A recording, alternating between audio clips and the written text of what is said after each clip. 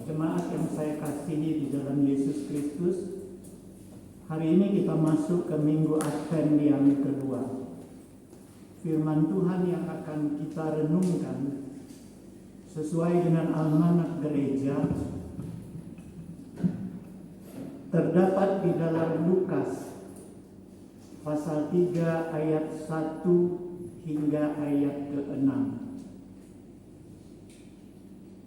Lukas pasal 3 ayat 1 hingga ayat ke-6. Karena ayatnya tidak banyak, mari kita membacakannya dengan bersama-sama. Kita baca dengan bersama-sama. Kita mulai. Dalam tahun ke-15 dari pemerintahan Kaisar Tiberius, ketika Pontius Pilatus menjadi wali negeri Yudea dan Herodes raja wilayah Galilea, Filipus saudaranya raja wilayah Iturea, dan Trakoniti dan Lisanias raja wilayah Abilene.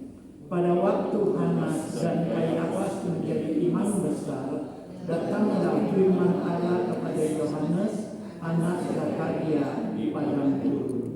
Maka datanglah Yohanes ke seluruh daerah Yordan dan menyerukan, bertobatlah dan berilah dirimu dibaptis, dan Allah akan mengampuni dosamu, seperti ada tertulis dalam kitab nubuat-nubuat Yesaya.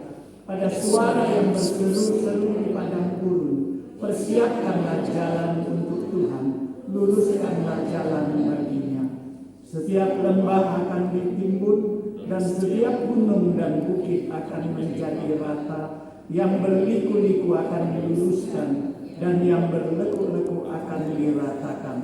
Dan semua orang akan melihat keselamatan yang dari Tuhan. Saya tambah lagi, kita baca 2 ayat di dalam pasal 1 ayat ke-5 dan ayat ke-6. Lukas pasal 1 ayat ke-5 dan ayat ke-6. Kita baca bersama-sama. Pada zaman Herodes raja Yudea, adalah seorang imam yang bernama Zakaria dari rombongan Abia. Istrinya juga berasal dari keturunan Harun, namanya Elisabet. Keduanya adalah benar di hadapan Allah dan hidup menurut segala perintah dan ketetapan Tuhan dengan tidak bercacat. Sekian pembacaan kita pada hari ini. Nah, jemaat yang saya kasihi di dalam Yesus Kristus, Minggu Advent adalah penantian akan kedatangan Yesus Sang Mesias sebagai juru selamat manusia. Dan Yesus sudah datang 20 abad yang lalu. Bukan saja Yesus sudah datang melalui kelahirannya di Bethlehem, tetapi Yesus sudah menyelesaikan karya penebusannya di atas kayu salib. Dan Yesus sudah naik ke surga untuk menyediakan tempat bagi kita. Nah, saudara sekalian, Minggu Advent juga sering dihubungkan orang dengan kedatangan Yesus yang kedua kali. Kita menanti kedatangan Yesus yang kedua kali. Namun Yesus datang kembali, bukan lagi sebagai juru selamat atau penebus, tetapi dia datang sebagai hakim yang agung yang akan menentukan siapa yang selamat dan siapa yang binasa. Nah, saudara sekalian, minggu yang lalu di Advent yang pertama, kita sudah diajak oleh firman Tuhan untuk merenungkan satu perumpamaan Yesus tentang tanda-tanda akhir zaman.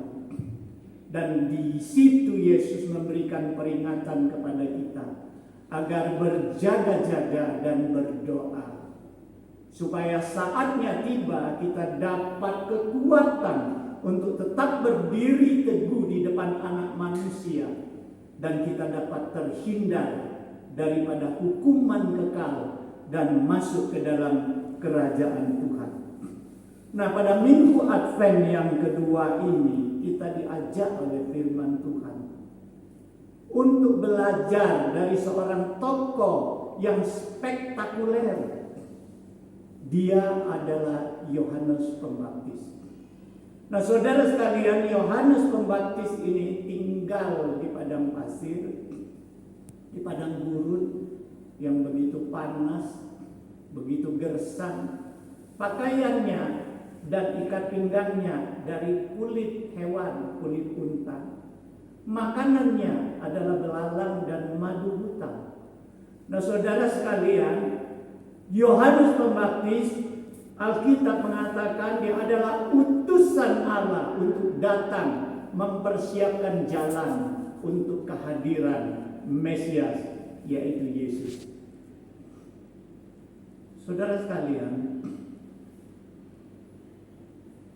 ketika Yohanes menulis tentang Yohanes Pembaptis, siapa itu Yohanes Pembaptis? Lukas menulis bahwa Yohanes Pembaptis orang tuanya adalah Zakaria dan Elisabet. Nah, kedua orang ini adalah keturunan imam. Mereka hidup benar di hadapan Tuhan. Bukan itu saja, hidup mereka menurut dan mematuhi segala perintah dan firman Tuhan dengan tidak bercacat. Nah, saudara sekalian, namun mereka tidak punya keturunan, mereka tidak punya anak, dan mereka merindukannya. Dan pada satu hari Allah mengutus malaikat menjumpai si Zakaria ketika dia sedang bertugas sebagai imam. Nah, di situ Allah menjanjikan seorang anak kepadanya. Nah, saudara sekalian, demikianlah Yohanes Pembaptis dilahirkan, dibesarkan, dan dididik di dalam keluarga yang demikian. Jadi ketika saya merenungkan firman Tuhan ini, saya mendapatkan suatu kenyataan bahwa betapa pentingnya kita hidup benar di hadapan Tuhan. Dan Tuhan selalu mau memilih orang-orang yang mau dia pakai di dalam pekerjaannya, yaitu memilih orang-orang yang hidup benar di hadapannya. Nah, saudara sekalian, kita boleh melihat ketika Tuhan memilih Musa, ketika memimpin bangsa Israel keluar dari tanah Mesir, ketika Tuhan memilih Nuh untuk membuat bahtera. Siapa mereka? Mereka adalah orang-orang benar di hadapan Tuhan. Ketika Tuhan memilih Ayub untuk boleh dicobai oleh iblis, siapa Ayub? Dia adalah hidup benar di hadapan Tuhan. Nah, saudara sekalian, satu kebenaran, Tuhan selalu memilih orang yang mau dia pakai di dalam pelayanannya, yaitu orang-orang yang hidup benar di hadapannya. Nah, saudara sekalian, yang kedua, saya melihat suatu hal, yaitu buah yang baik selalu dihasilkan dari pohon yang baik. Yesus katakan, kita mau mengenal pohon itu baik atau tidak, kita lihat buahnya. Kita melihat buahnya, kita tahu pohon itu baik. Pohon yang baik tidak mungkin menghasilkan buah yang jelek, dia akan menghasilkan buah yang baik. Nah, saudara sekalian, di sini menyatakan kepada kita, memberikan suatu pelajaran kepada kita, khususnya kepada kita yang mempunyai anak, kepada orang-orang tua daripada anak-anak, apakah kita sudah hidup benar di hadapan Tuhan? Saudara sekalian, itu sangat penting, karena itu akan menentukan keturunan kita, apakah mereka hidup benar di hadapan Tuhan. Namun itu tidak mutlak. Itu harus dibarengi bagaimana orang tua dari anak-anak bukan saja memberikan suatu pengajaran yang benar, bukan saja memberikan suatu teladan yang benar, tetapi mampu mendidik anak-anaknya dengan benar, tidak dibiarkan mereka bertumbuh secara liar. Saudara sekalian, ini sangat penting, dan ini suatu pertanyaan kepada kita. Apakah kita sudah menjadi orang tua dari anak-anak kita yang benar? Tadi pagi 2 orang anak dibawa oleh orang tuanya dibaptis. Mereka menyerahkan anaknya kepada Tuhan karena anak itu belum tahu arti dari baptisan. Anak itu tidak dapat datang sendiri untuk minta dibaptis. Orang tuanya berinisiatif membawa anaknya untuk dibaptis, diserahkan ke dalam tangan Tuhan. Tetapi orang tuanya harus tanggung jawab di dalam membina, memberikan teladan, membina, mendidik anaknya supaya tetap berjalan di jalan yang Tuhan. Inilah arti baptisan anak yang benar. Jangan seperti Nabi Eli, Imam Eli. Kita tahu ya, Imam Eli mempunyai 2 orang anak, Hofni dan Pinehas. Wah, saya baca, saya cari datanya, ternyata ini Imam Eli ini juga tidak benar ya. Bukan saja anaknya yang tidak benar, imamnya juga tidak benar, bapaknya juga tidak benar. Karena apa? Di situ dijelaskan contoh, kalau ada orang membawa daging persembahan kepada Tuhan, mereka labah, mereka rakus dengan daging itu. Mereka pilih dagingnya yang bagus-bagus, supaya nggak usah dibakar dulu, nggak usah dipersembahkan dulu ke mezbah. Mereka mau untuk bakar sendiri. Mereka pisahkan. Saudara sekalian, Alkitab mengatakan apa? Alkitab mengatakan bahwa Eli lebih hormat, lebih takut kepada anaknya daripada takut kepada Tuhan. Lebih hormat kepada anaknya daripada hormat kepada Tuhan. Akibatnya apa? Kita tahu. Akibatnya tragis bagi keluarga Eli. Kedua anaknya mati di dalam peperangan ketika bawa tabut Allah untuk berperang. Dan Elinya mati dengan tengkuknya patah, lehernya patah. Karena mendengar berita anaknya meninggal, dia jatuh dan lehernya patah dan dia mati. Nah saudara sekalian, ini suatu pelajaran yang penting. Betapa pentingnya kita hidup benar di hadapan Tuhan. Karena kita harus siapkan generasi-generasi yang siap pakai bagi Tuhan. Saudara sekalian, lalu apa yang dilakukan oleh Yohanes Pembaptis? Saudara sekalian, Lukas mengutip apa yang dinubuatkan oleh Yesaya. Apa? Kenapa Yohanes Pembaptis menuliskan tentang dunia dan perkembangan politik pemerintahan pada saat itu lebih jelas? Nah saudara sekalian, karena bagi Lukas munculnya Yohanes Pembaptis ini adalah suatu titik balik dari sejarah gereja, sejarah keagamaan. Karena Yohanes berdiri di antara perjanjian lama dan perjanjian baru. Dia berdiri di zamannya hukum Taurat, di antara zamannya hukum Taurat dan zamannya anugerah, yaitu zamannya anugerah daripada Kristus.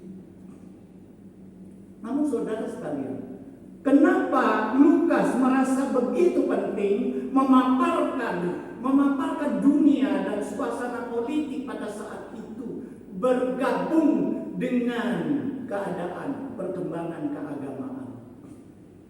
Saudara sekalian, di situ Lukas menulis siapa yang jadi kaisar pada saat itu, siapa yang jadi raja-raja pada saat itu, siapa yang jadi wali negeri pada saat itu. Saudara sekalian, bukan itu saja, tetapi Lukas juga menulis siapa sebagai imam besar pada saat itu. Nah saudara sekalian, dari sini kita dapat melihat bahwa Lukas ingin menyatakan bahwa hidup umat Tuhan tidak dapat terlepas daripada situasi dunia dan politik di mana dia ditempatkan dan di mana dia tinggal. Saudara sekalian, umat Tuhan harus dapat berbaur, harus dapat berdampak di mana dia tinggal, di bawah pemerintahan mana, di negara yang mana, di dalam situasi politik yang bagaimana. Dia harus bisa berbaur, dia tidak boleh memisahkan diri. Kalau dulu ada orang memisahkan diri, ada agama-agama tertentu yang mengintikan bahwa mereka bertapa, mereka memisahkan diri daripada dunia ramai, mereka bertapa di hutan, di gunung-gunung, di gua-gua, tidak berhubungan dengan manusia untuk mencari ilmu di situ. Tetapi Lukas menulis, hidup umat Tuhan yang benar, dia harus bisa hidup di mana situasi politik, di mana situasi dunia, dia harus dapat berbaur dan berdampak di sana. Dia harus bisa berfungsi sebagai garam dan terang dunia bagi sekitarnya. Karena dunia ini penuh kegelapan, penuh dosa. Dan disitulah umat Tuhan harus berfungsi dan tidak dapat melepaskan diri. Itu sebabnya Yohanes memaparkan situasi dunia pemerintahan pada saat itu berbarengan dengan situasi keagamaan pada saat itu. Dan pada saat itulah Yohanes Pembaptis dipanggil. Pada saat itulah Yohanes dipanggil untuk melakukan pelayanannya. Kita lihat bagaimana Yohanes Pembaptis itu berdampak bagi dunia dan politik pada saat itu. Melalui seruannya begitu banyak orang bertobat, begitu banyak orang membuka diri untuk dibaptis. Saudara sekalian, dampaknya adalah memperbaiki situasi dan politik pada saat itu, membawa orang kepada Tuhan, kepada kesadaran akan dosa-dosanya, menghimbau mereka, menghasilkan buah-buah pertobatan yang nyata. Kalau memungut cukai, jangan pungut lebih daripada ketentuan. Kalau jadi tentara, jangan memeras, jangan pakai kekuasaan menekan orang. Hiduplah cukup dengan gajinya. Ya semua orang dibawa oleh Yohanes Pembaptis untuk kembali ke jalan yang benar, untuk menghasilkan buah-buah pertobatan. Nah, saudara sekalian, inilah dampak yang harus kita nyatakan. Di mana kita ditempatkan pada saat ini? Apakah di gereja kita berdampak bagaimana? Apakah kita membawakan dampak yang baik di dalam gereja? Apakah kita juga membawakan dampak yang baik di mana kita ditugaskan? Baik di masyarakat, di pemerintahan. Apakah kita berdampak di dalam dunia di sekitar tempat kita tinggal? Saudara sekalian, kita dapat melihat Daniel, Sadrak, Mesak, dan Abednego. Bagaimana mereka berdampak di dalam dunia dan politik yang mereka tempati pada saat itu. Daniel, Sadrak, Mesak, dan Abednego. Daniel, zamannya Raja Darius. Sadrak, Mesak, Abednego, zamannya Raja Nebukadnezar. Bagaimana mereka berdampak, mereka dipakai oleh negara, oleh raja. Mereka memberikan kesejahteraan kepada rakyat, memberikan usulan-usulan, memberikan ide-ide, memberikan suatu rencana-rencana yang baik kepada negara dan kepada raja. Nah, saudara sekalian, kita juga melihat bagaimana Yusuf. Bagaimana dia berdampak ketika dia ada di istana Firaun, menjadi tangan kanan Firaun. Bagaimana karena jasanya dia telah menyelamatkan begitu banyak orang daripada bencana kekeringan. Nah, saudara sekalian, Paulus mengatakan pemerintah itu pilihan Tuhan. Oleh sebab itu kita patut mendoakan, mendukung pemerintah agar mereka dapat melaksanakan tugasnya dengan penuh kebijakan, agar mereka melaksanakan tugasnya dengan takut akan Tuhan. Itu kewajiban kita dan itu tugas kita. Lalu saudara sekalian, Yohanes Pembaptis menunjukkan apa yang dilakukan oleh Lukas menuliskan apa yang dilakukan oleh Yohanes Pembaptis. Lukas mengutip apa yang dinubuatkan oleh Yesaya. Ada suara yang berseru-seru. Persiapkan jalan untuk Tuhan, luruskan jalan untuk Tuhan. Apa yang diserukan oleh Yohanes Pembaptis? Tadi pagi kita sudah dengar khotbah tentang Lukas ini. Yang diserukan oleh Yohanes Pembaptis adalah bertobatlah, berilah dirimu dibaptis, dan Allah akan mengampuni segala dosa. Saudara sekalian, berarti Yohanes menyerukan tentang bertobat. Saudara sekalian, di dalam perjanjian lama bertobat itu artinya pulang. Tadinya sudah jauh, bertobat, pulang. Ya. Seperti anak yang hilang, dia sudah jauh tinggalkan orang tuanya, dan orang tuanya mengharapkan dia pulang. Seperti ini Nabi Hosea, setiap sore dia berseru kepada anaknya, pulang, pulang. Berseru kepada bangsa Israel agar pulang. Nah saudara sekalian, di perjanjian baru tadi kita dengar bahwa bertobat artinya berbalik arah. Tadinya membelakangi Tuhan, sekarang berbalik menghadap kepada Tuhan. Inilah arti pertobatan. Nah saudara sekalian, kenapa Yohanes berkata bertobatlah, kepada siapa? Kalau Lukas menulis, Yohanes Pembaptis berseru supaya orang bertobat, supaya semua orang melihat keselamatan daripada Allah. Ini perbedaan tulisan Lukas. Kalau kita lihat ke Injil yang lain, mereka menulis bahwa seruan Yohanes Pembaptis khususnya kepada bangsa pilihan Allah. Memang ada apa dengan bangsa pilihan Allah? Bukankah mereka keturunan Abraham? Bukankah mereka itu fanatik, agamanya luar biasa? Bukankah mereka itu saleh sekali hidupnya, mematuhi segala hukum dan Taurat? Nah saudara sekalian, kenapa Yohanes Pembaptis terhadap mereka menyuruhkan bertobatlah? Saudara sekalian, ternyata sejak Nabi Malyaki terakhir, selama 400 tahun mereka vakum terhadap suara Tuhan. Mereka tidak pernah lagi dengar suara Tuhan, baik secara langsung atau secara tidak langsung melalui Nabi. Selama 400 tahun. Jadi dalam 400 tahun vakum terhadap suara Tuhan tersebut, banyak sekali di antara mereka sudah makin hari makin jauh daripada Tuhan. Banyak di antara mereka sudah makin hari makin melupakan Tuhan, sekalipun ritual agama tetap mereka lakukan. Tetapi hati mereka sudah jauh daripada Allah.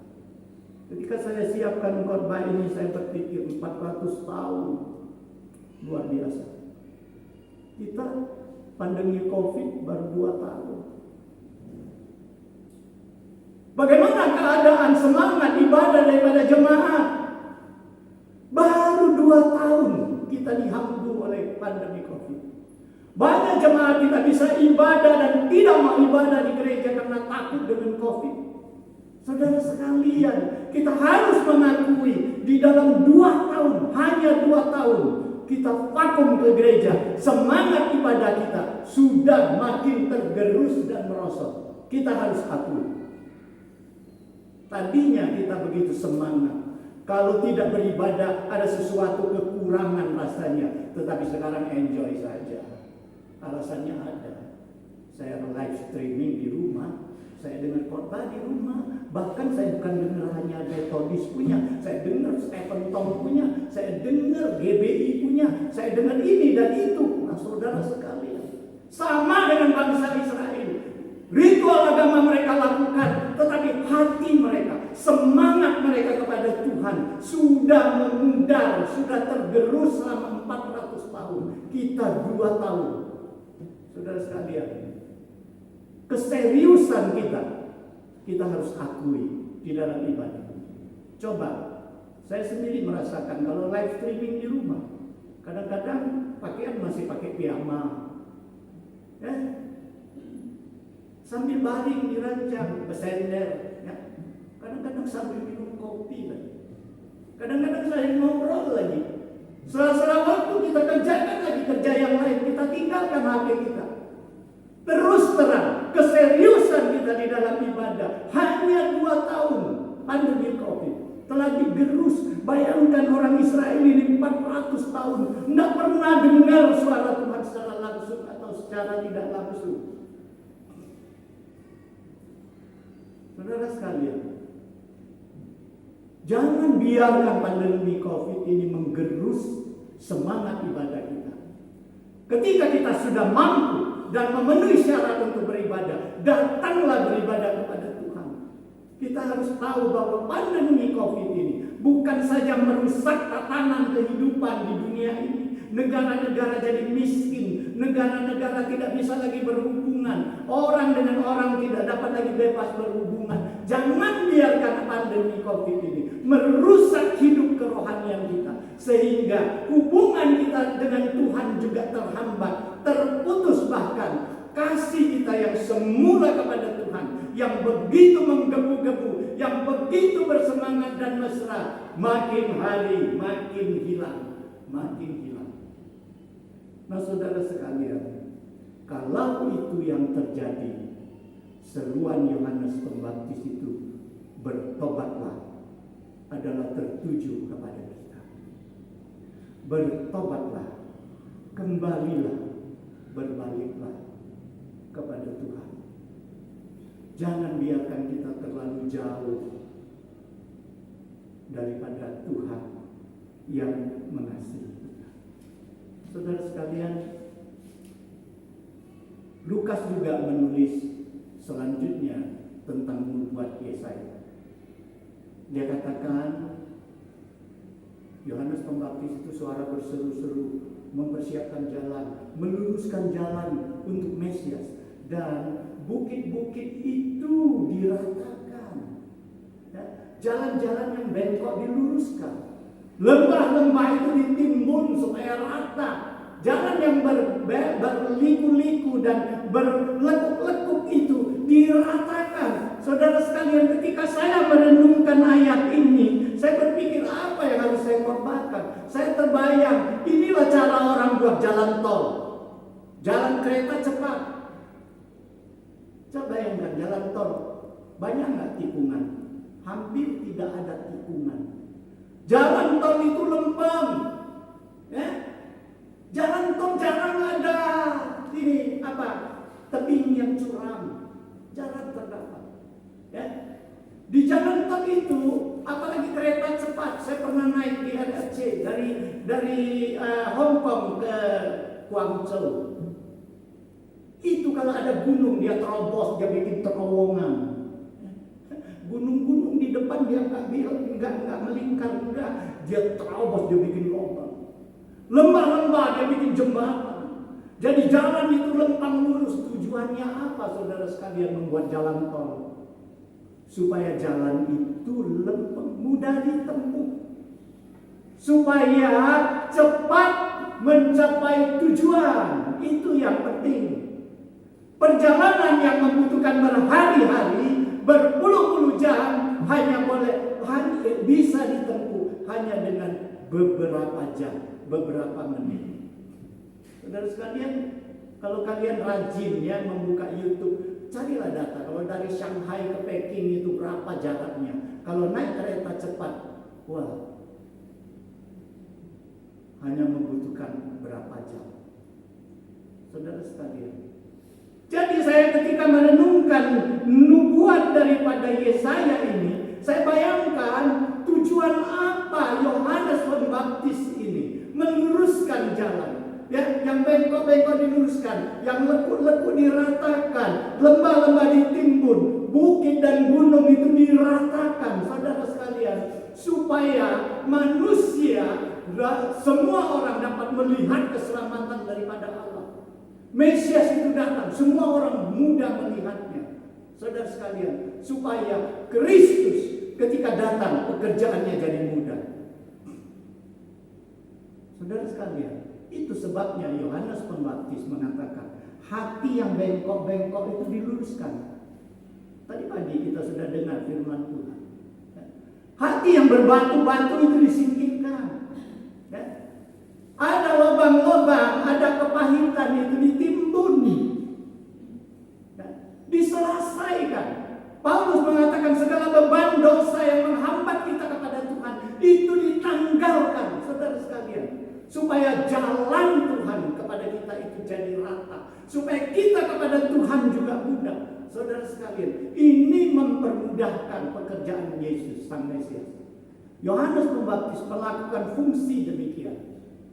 Saudara sekalian, dia menyiapkan orang-orang yang mau bertobat, yang sudah membuka hati untuk dibaptis, supaya Yesus datang menyelamatkan mereka. Jadi, kalau Yesus bisa melayani hanya membutuhkan 3,5 tahun, saya berani mengatakan jasa Yohanes Pembaptis tidak bisa kita hapus.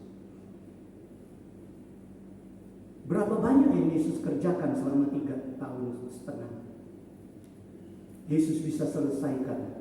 Ada jasa Yohanes Pembaptis yang sudah mempersiapkan jalan dan memudahkan, meluruskan jalan bagi kedatangan Yesus. Nah, saudara sekalian, ketika Yesus diangkat ke surga, Yesus mendelegasikan tugasnya kepada semua murid agar mereka memuridkan banyak orang kepada Tuhan, bukan menyelamatkan. Agar mereka mencari sebanyak mungkin murid diberikan kepada Tuhan untuk diselamatkan. Nah, saudara sekalian, inilah tugas yang Tuhan berikan kepada kita. Karena menyelamatkan orang itu tugas Tuhan. Tapi mempersiapkan hati orang supaya mau bertobat, memudahkan pekerjaan Tuhan, itu adalah tugas kita. Jadi saudara sekalian, coba bayangkan, sudah berapa lama kita menjadi jemaat gereja? Sudah berapa lama kita bekerja melayani Tuhan? Sudah berapa banyak jiwa yang kita bawa kepada Tuhan supaya Tuhan selamatkan? Sudah berapa banyak jiwa kita buka hatinya sehingga mereka rindu akan Tuhan dan kita bawa kepada Tuhan untuk diselamatkan. Nah, saudara sekalian, Yohanes Pembaptis melakukan ini. Oleh sebab itu Yohanes Pembaptis mengatakan, hasilkanlah buah pertobatan. Dan salah satu buah pertobatan itulah yang harus kita lakukan. Jadi saudara sekalian, kesimpulan firman Tuhan hari ini melalui Advent yang kedua ini, kita diingatkan, sudahkah kita bertobat benar-benar? Mungkin saudara sekalian mengatakan, iya, kalau dibaptis aku 20-30 tahun yang lalu sudah dibaptis. Percaya sudah percaya. Bertobat aku sudah bertobat. Apakah pertobatan itu sudah benar? Hari ini kita perlu renungkan kembali. Apakah pertobatan itu sudah benar? Bagaimana kita mengecek pertobatan kita benar atau tidak? Kita ceklah apakah yang bengkok-bengkok di hati kita sudah kita luruskan, ya? Apakah semua akar pahit itu sudah kita timbun, ya? Apakah penghambat-penghambat supaya kita boleh berjumpa dengan Tuhan itu sudah kita tanggalkan?